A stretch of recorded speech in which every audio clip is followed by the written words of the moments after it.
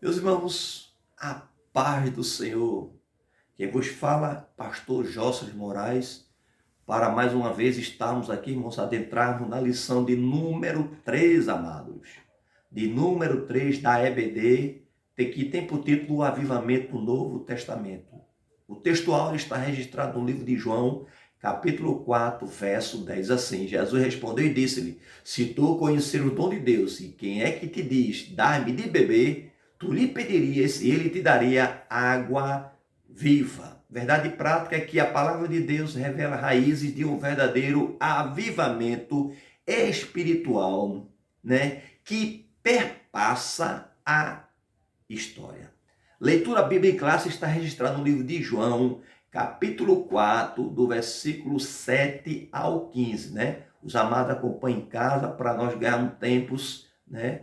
No concernente ao vídeo, né? O vídeo não ficar muito prolongado e possamos repassar tudo, né? O objetivo da lição, irmão. A lição tem 3 objetivos. O primeiro objetivo é apresentar o avivamento nos evangelhos.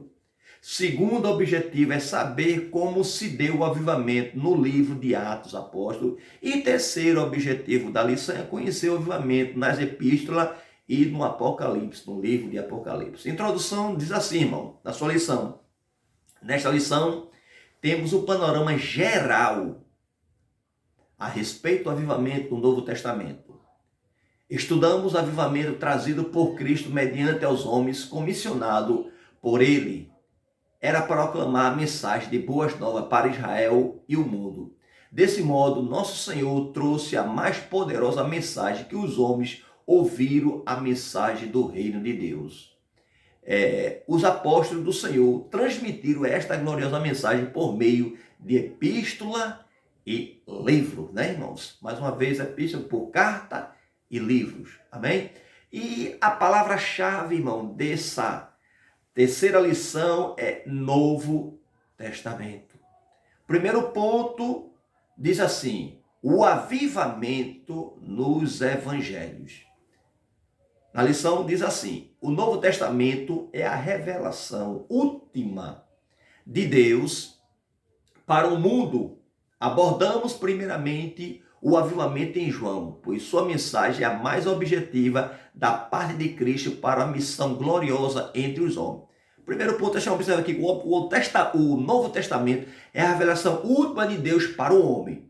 Então, a revelação de Deus para o homem foi através do Novo Testamento, tá certo? Dos evangelhos. Então Deus, nesses últimos dias, está se revelando através da sua palavra.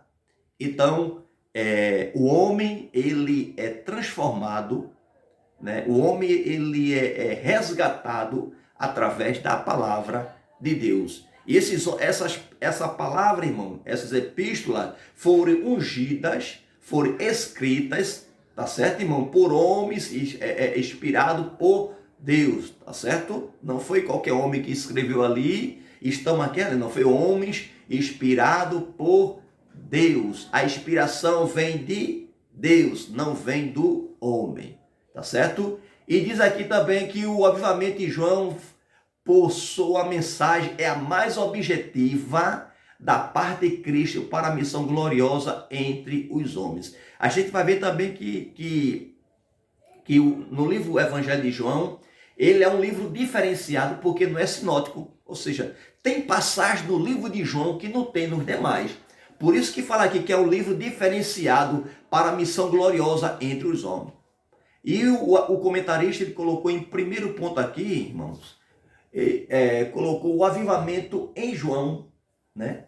E saber que esse livro de João, irmãos, ele foi escrito, né?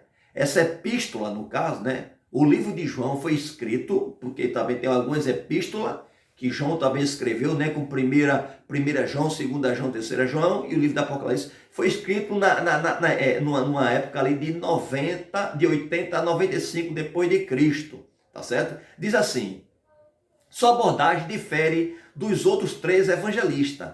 Daí, não consideramos este evangelho um livro sinótico, ou seja, ele é diferenciado dos demais, não é igual aos outros, porque tem algumas passagens que é diferenciada, como aquela passagem que Jesus vai em encontro com Pedro, Pedro, tu me amas? Até 3 vezes Pedro disse, Senhor, tu sabes todas as coisas. Ele disse, apacenta as minhas ovelhas. Né? Aquela passagem não tem nos demais, tá certo? Essa passagem também da mulher samaritana também não tem nos demais. A passagem que fala sobre Lázaro também não tem. Por isso que ele não é um livro sinótico, não é igual aos demais, tá certo? É um livro diferenciado, tá certo? Por isso também o comentarista começou, né, primeiramente com a gente conhecer o avivamento no livro de João, né? Vamos lá. No encontro de Jesus, na solução diz assim, no encontro de Jesus com a mulher samaritana, uma água diferente é revelada aos homens, mas aquele que beber da água que eu lhe der, nunca terá sede, porque a água que eu lhe der se fará nele uma fonte de água a jorrar para a vida eterna. Essa água, irmão, era a palavra. E a palavra, irmão, é interessante que esta mulher, ela estava de frente com a fonte da água viva.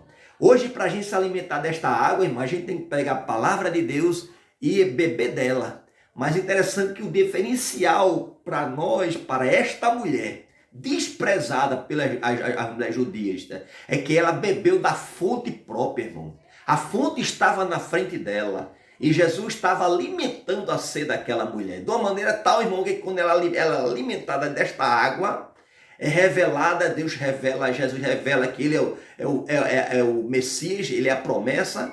Depois que ela confessa, né, ela vai anunciar aos demais, né, os demais samaritanos que a promessa, que o Messias tinha se apresentado diante dela, né? Louvado seja o nome do Senhor para todos sempre.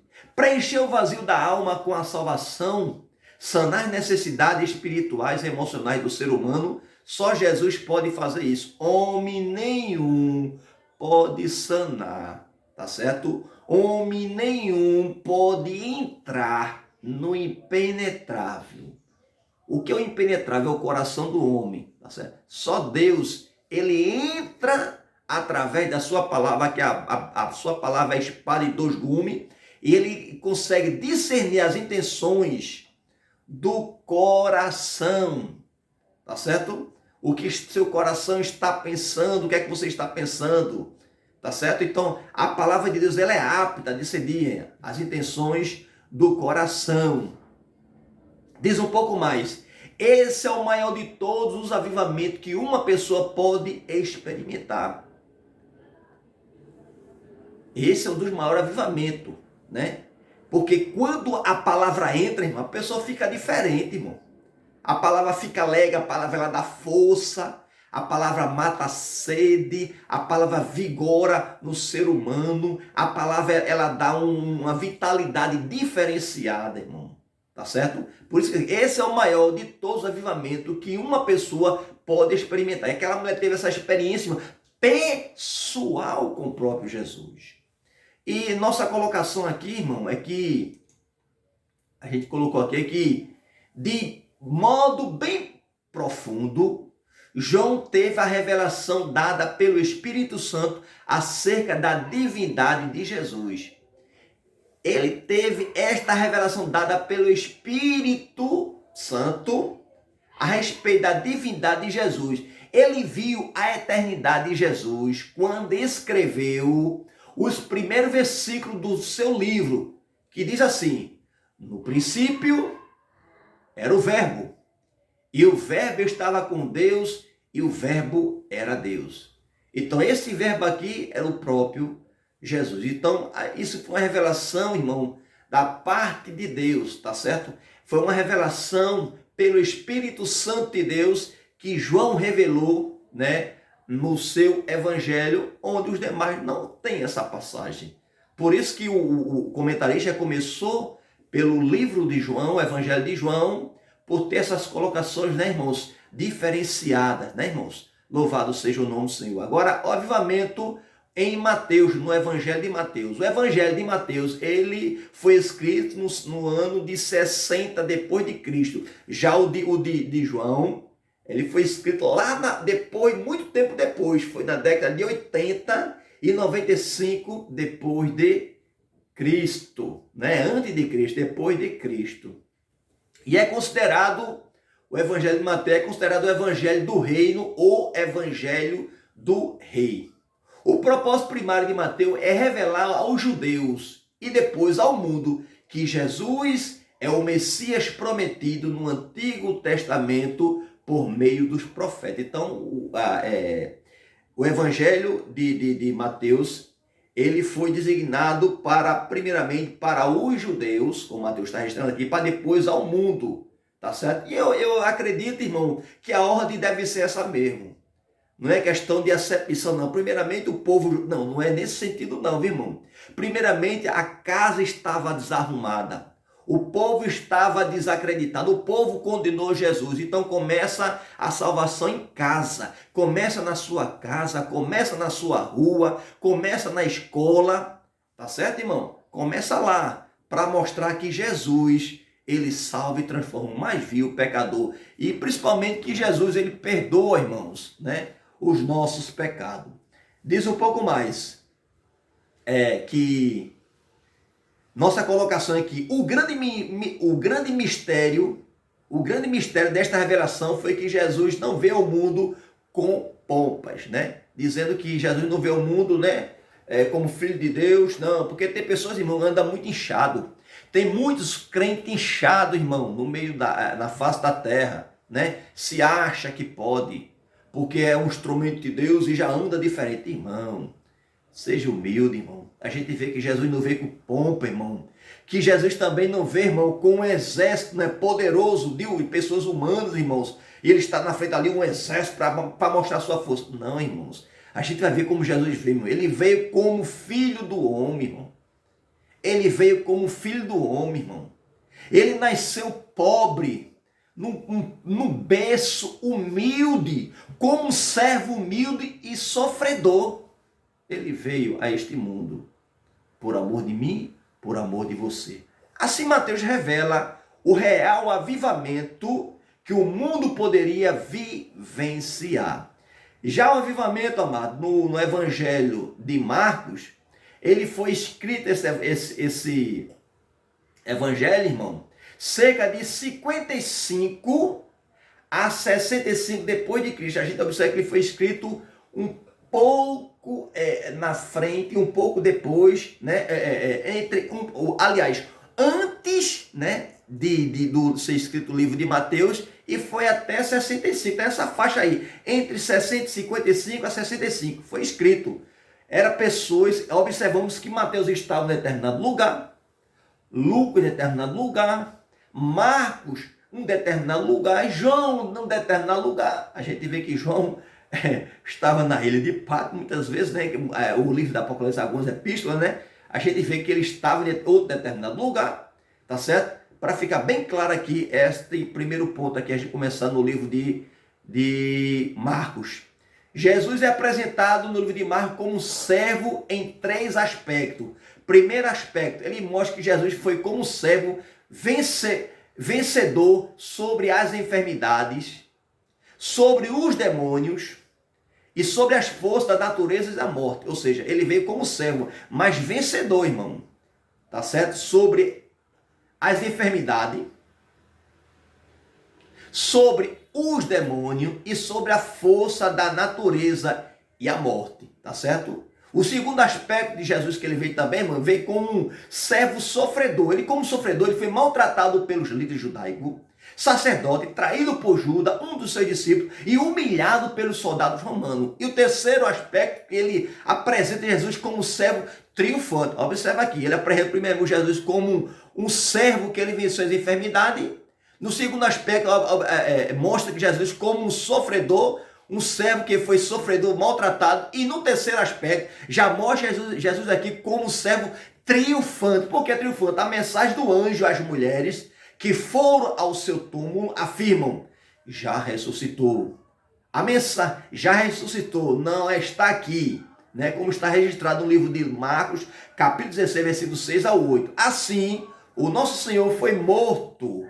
O nosso Senhor, ele foi Ele foi morto, mas ressuscitou triunfante ao terceiro dia, vencendo a morte, o pecado, o mundo e o maligno.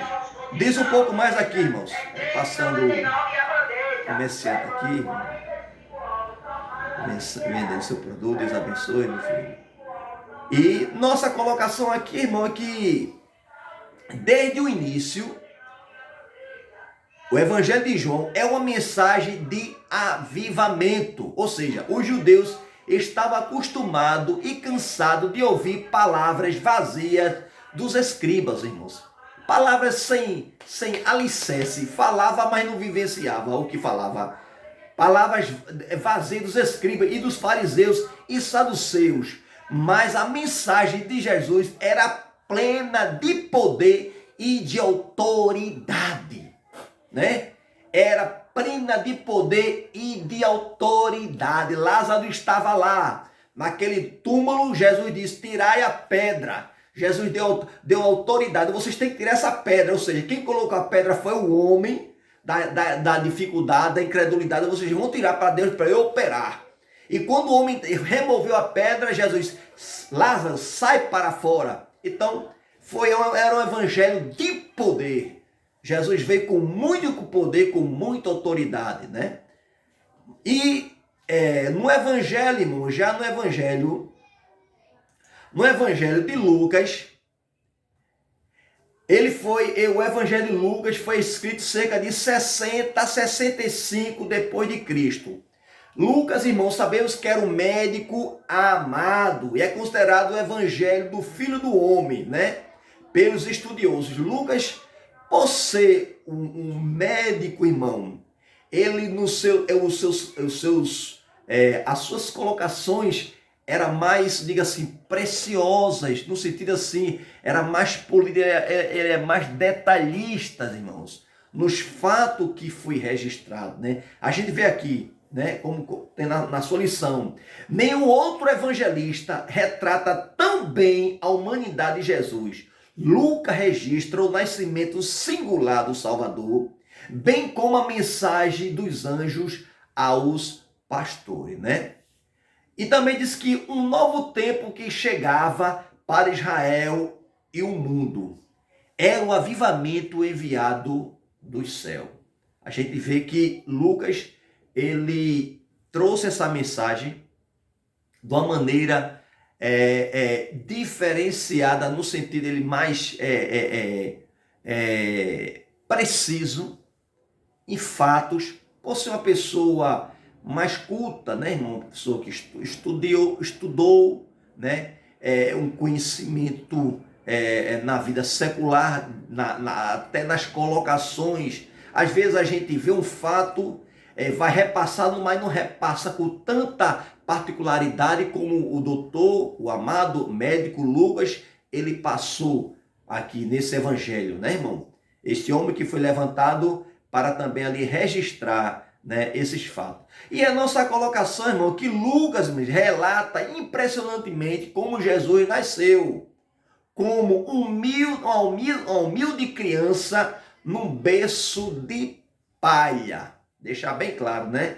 Que ele foi uma humilde criança nascido no berço de palha. Ou seja, ele foi mais criterioso, irmão. Mostrar que Jesus nasceu no berço de palha. A partir do anúncio do nascimento de Jesus, o avivamento começou com louvores a Deus, né? Esta passagem de Lucas define bem o que foi o avivamento mandado por Deus mediante o nascimento de Jesus Cristo, né? A gente vê depois que Jesus nasceu, houve um avivamento muito grande, né? Através daquele nascimento de Jesus, porque o avivamento puro estava vindo para aquela humanidade, né? Avivar o coração dos seus pais, obviamente tão grande que os animais louvaram, deram glória a Deus. Louvado seja o nome do Senhor para todos sempre. E o segundo ponto, irmão, da lição fala sobre o avivamento no Ato dos Apóstolos, no livro dos Atos Apóstolos, que os apóstolos, eles fizeram no decorrer os atos dele, né? Foi registrado. Interessante, quem registrou este livro também de Atos dos Apóstolos foi o doutor Lucas. Quem escreveu este livro do Atos dos Apóstolos foi o doutor Lucas. Por isso que era também um livro diferenciado por ser uma pessoa assim, experiente, irmão. Uma pessoa realmente, diga assim, um conhecimento diferenciado, uma maneira de avaliar, uma maneira de ver os fatos e registrar, indiferentemente dos demais. A mensagem do livro de Atos transcende a história da igreja primitiva. Ela mostra que o evangelho ultrapassou as fronteiras de Israel, chegando ao gentio de maneira impactante e avivada. Chegaram a mim, chegaram a vocês, porque antes, irmão, a gente não era igreja, a gente era gentios, né? Hoje somos igreja do Senhor, mas chegou para nós de maneira impactante e avivada.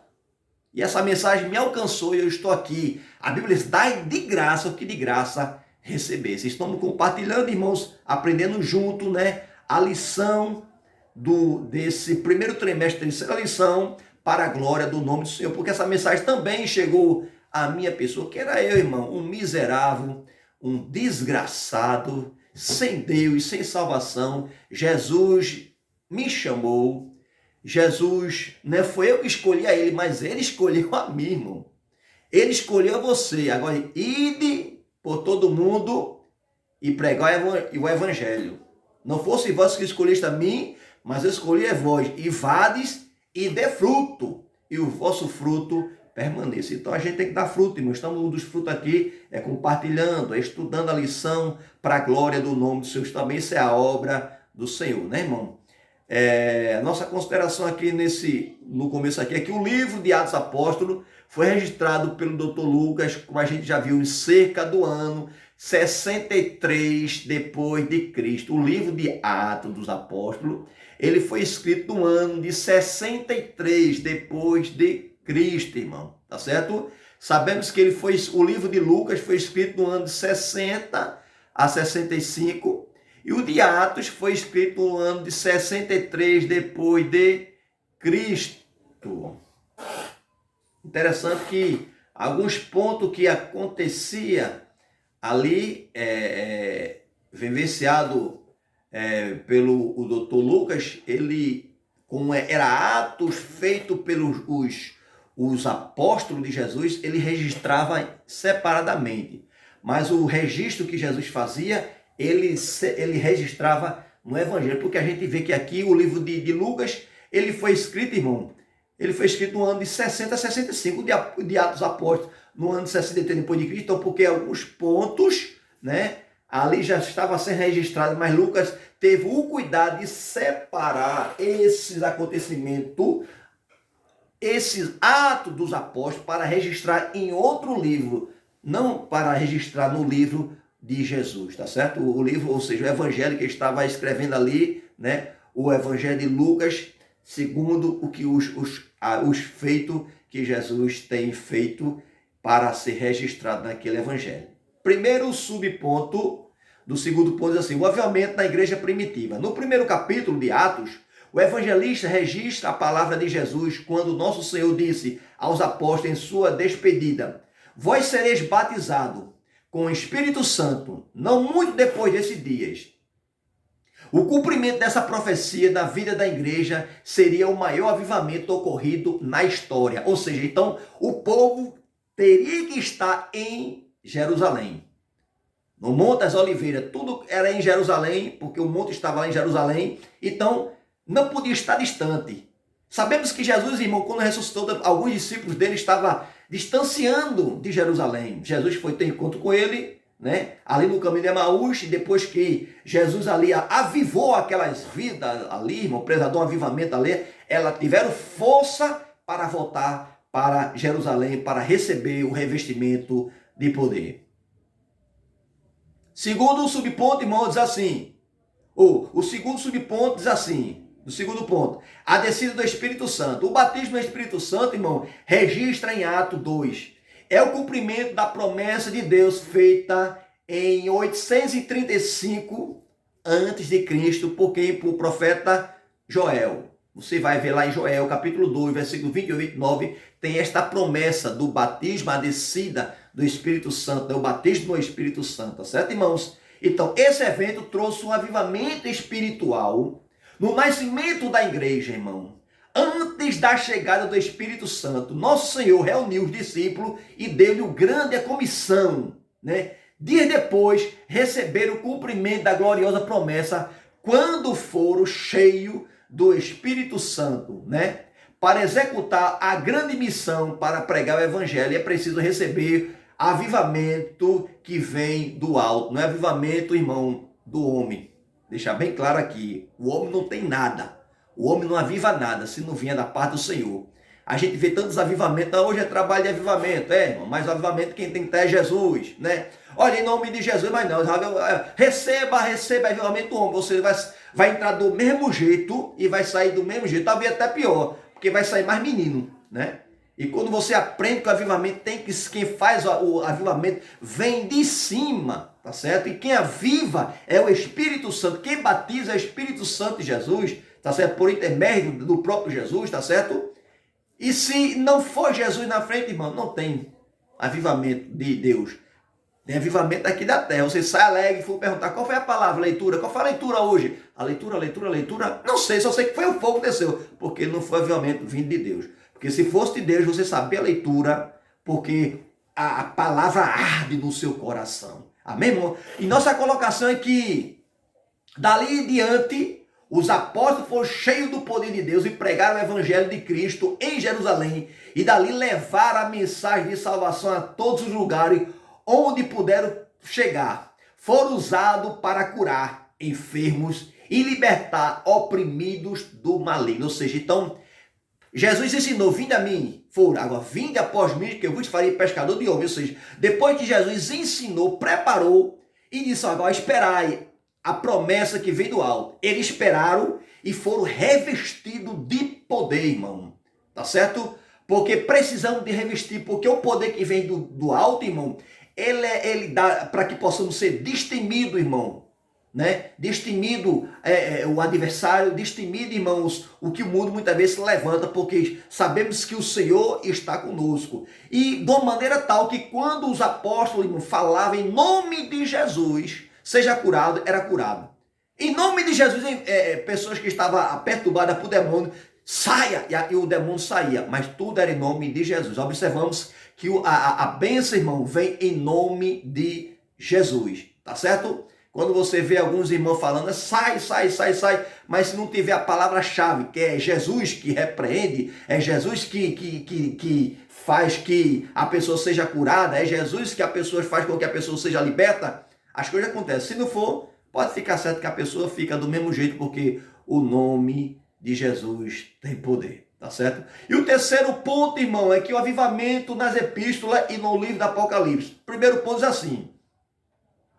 Na epístola de Paulinas, após a sua dramática conversão, o apóstolo Paulo passou por uma radical transformação de vida, né?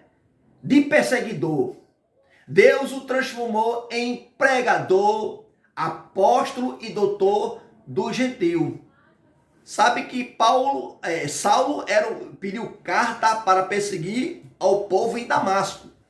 Quando teve encontro com Deus, ele deixou de ser perseguidor para ser perseguido. Deus levantou ele como que, irmão? Como apóstolo e doutor e pregador dos gentios. Não por acaso ele escreveu 13 cartas entre igrejas e pessoas.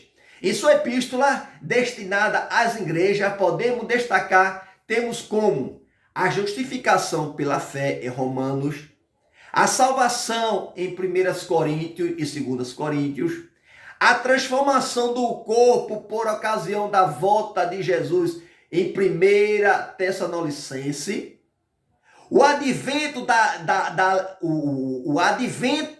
da alegria dos santos em Filipenses capítulo 4, versículo 4.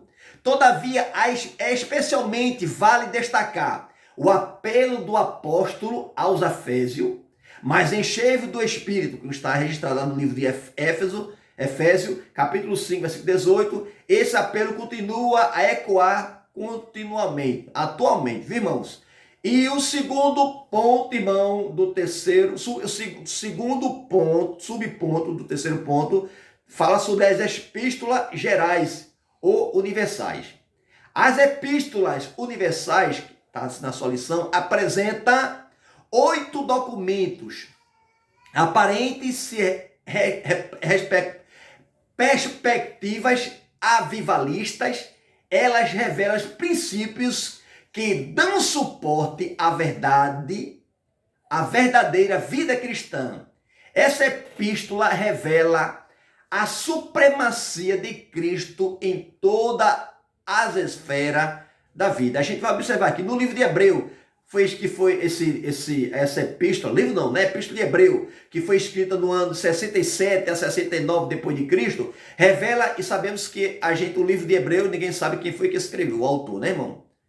Alguns acham que foi Paulo, tá certo? Mas não tem. É autor desconhecido, tá certo? Revela a supremacia de Cristo em todos os aspectos, bem como a supremacia da nova aliança em relação ao Antigo Testamento. Na Epístola a Tiago, capítulo foi escrita no ano de 45 a 49 depois de Cristo, que é a carta que ressalta o valor da salvação e da fé compartilhada de boas obras, sem as quais a fé é morta.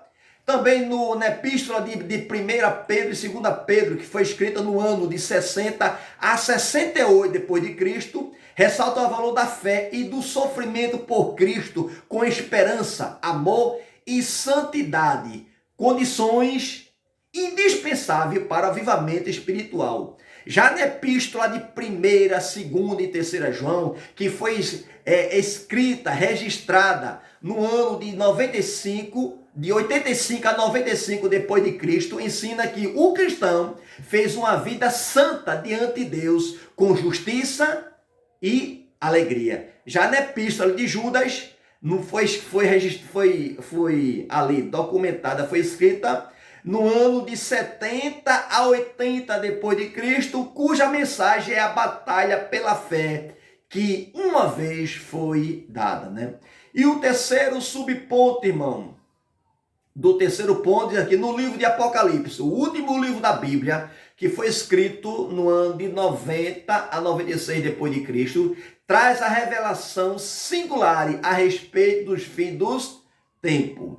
A revelação do Cristo glorificado, a revelação de coisas passadas, a revelação de coisas em relação à igreja e em relação às nações, o arrebatamento da igreja, o tribunal de Cristo, a entrega dos galardões, as bodas do Cordeiro, depois de 7 anos em que haverá a grande tribulação na terra, o tribunal de Cristo e as bodas do Cordeiro no céu. Jesus voltará em glória e será visto por todos os habitantes da terra. Ele dará fim à grande tribulação e implantará gloriosamente, irmão, o seu reino milenial.